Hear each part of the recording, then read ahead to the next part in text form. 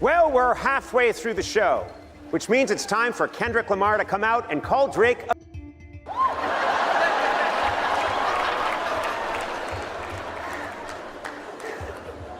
Don't worry, I'm lawyered up. Anyway...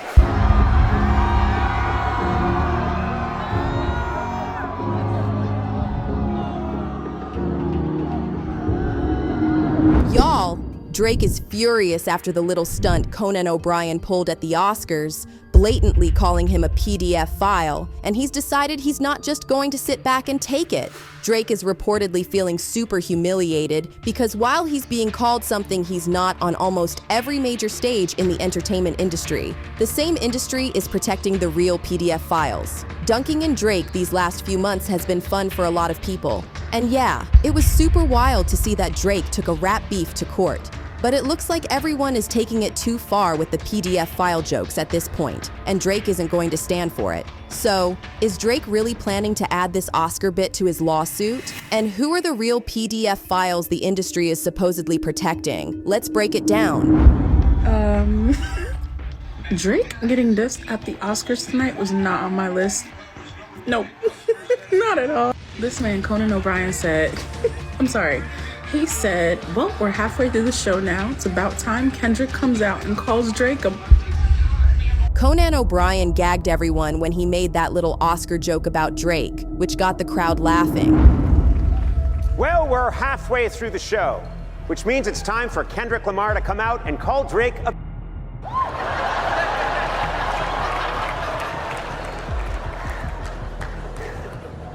Don't worry, I'm lawyered up. It was surprising because one thing about the Oscars is that they usually try their best not to talk about trending issues. So, for them to come out with something like that and not even censor the PDF file part had a lot of people talking. And before some people say it was Conan who made the joke and not the Oscars entirely, please remember that most of the things the presenters say on the stage are scripted and approved by a board long before the big day. Yes, including the jokes. Of course, the hosts or presenters can go off script and add flair, but nothing wild. And definitely, nothing super crazy like calling a world-famous rapper a PDF file, even though he technically didn't call him that. He just said Kendrick would do that. Anyway, one of Conan's longtime writers, Skylar Higley, came on X after the award show and claimed credit for writing the joke. Wrote the Kendrick Lamar joke and bet our executive producer $50 that it would kill. Just made $50. However, many Drake fans didn't find the joke funny at all. There was a serious backlash from that corner, with many of them claiming that Drake is being subjected to the same thing Michael Jackson went through in the last few years of his life: mob accusations with no facts to back them up.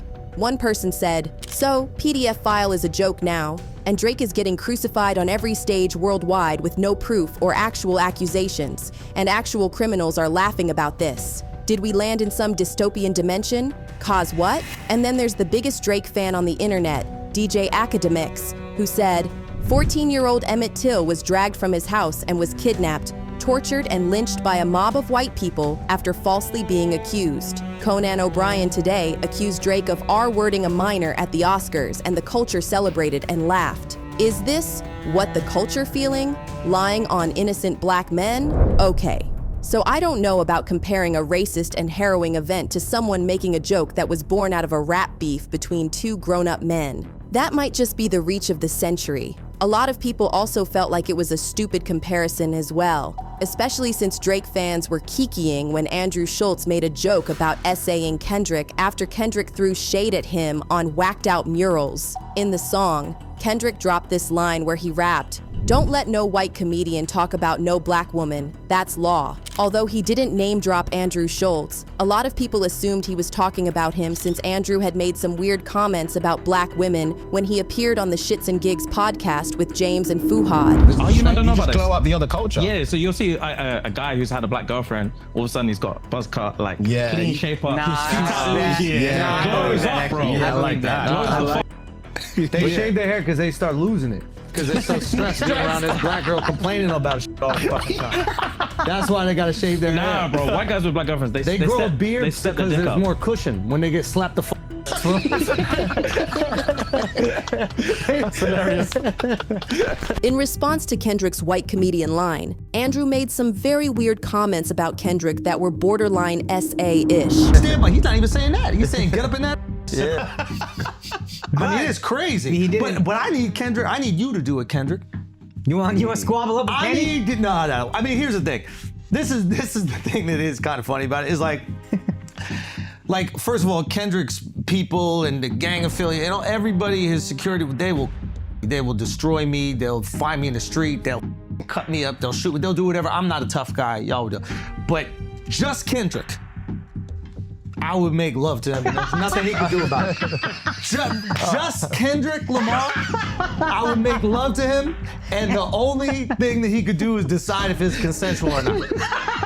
That's the only thing he could do. And of course, this made a lot of Drake fans very happy at the time. But now that someone mentioned the PDF file allegations against Drake, they suddenly don't know what a joke means. However, in all this, some people believe that the industry is being weirdly protective of actual PDF files, while nailing supposedly innocent men like Drake to the cross. This person said, even Drake haters ain't even laughing at this. You wanna know why?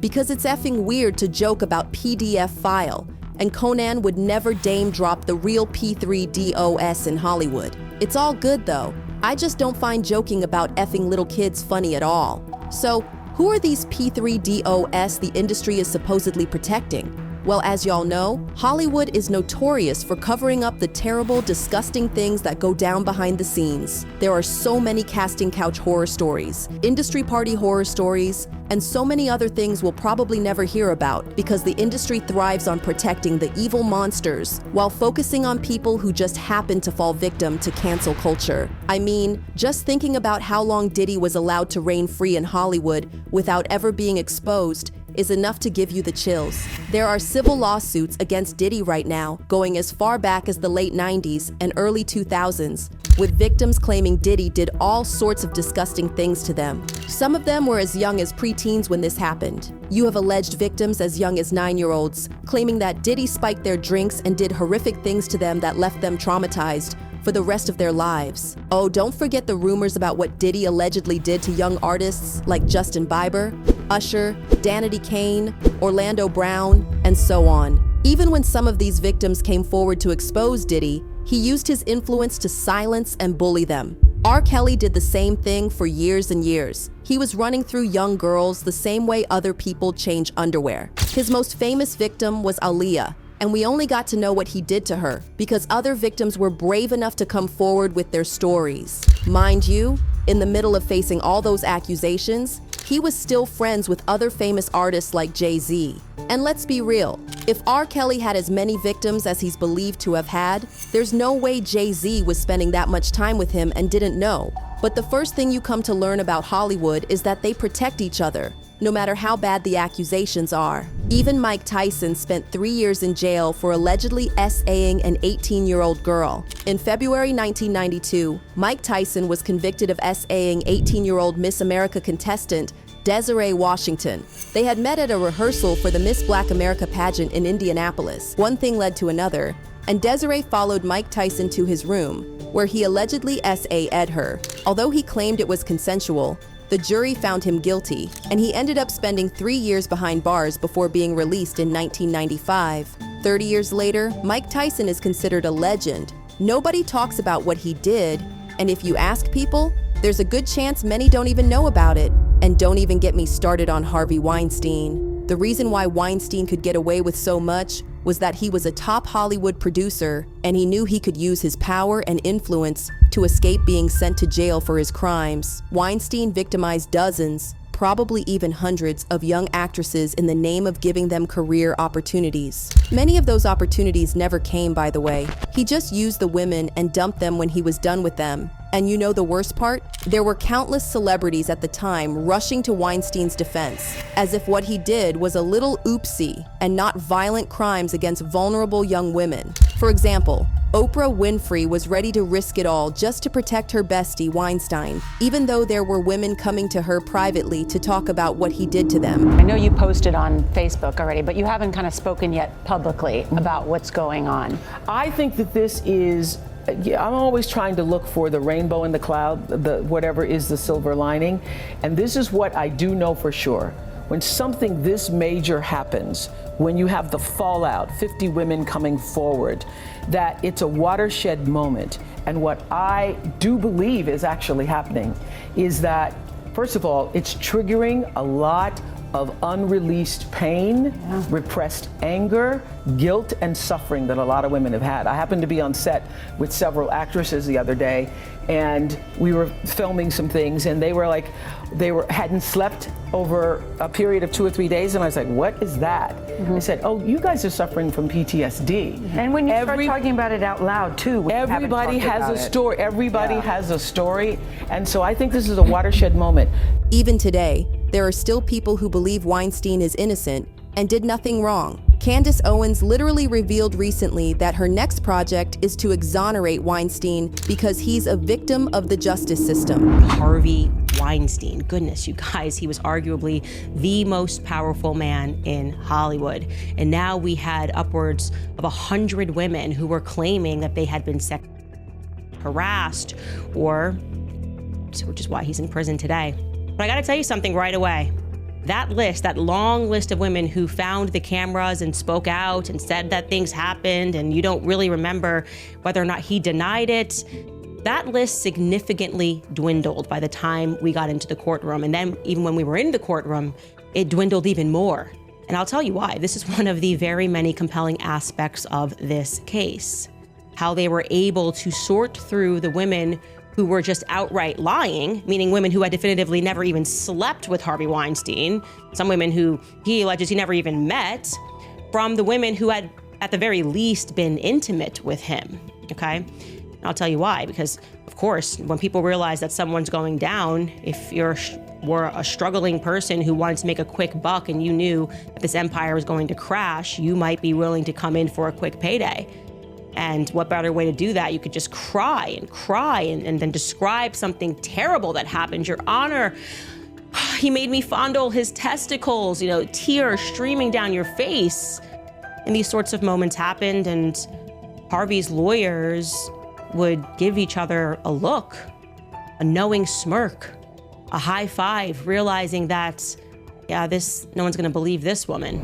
Weinstein's conviction was overturned due to some technicalities in the case. Apparently, some of the witnesses were allowed to testify about incidents that were unrelated to the case. However, this doesn't change the fact that multiple women have accounts of him taking advantage of them. There's also Bill Cosby, who has been accused by over 60 women of SAing them to different degrees. His victims included children, some of whom claimed he them before SAing them. But here's the kicker. These alleged crimes happened over more than 40 years, between 1965 and 2008.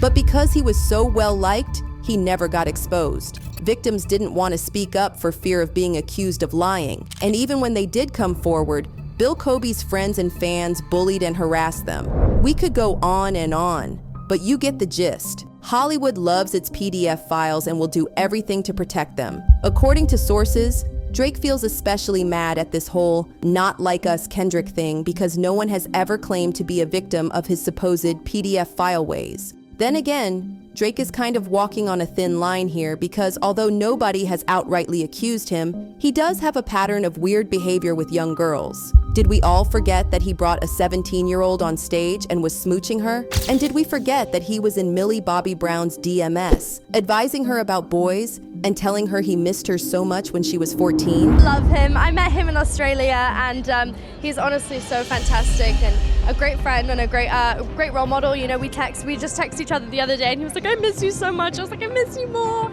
He's coming to Atlanta, so I'm definitely gonna go and see him. I'm so excited. Yeah. You and Drake. That's awesome.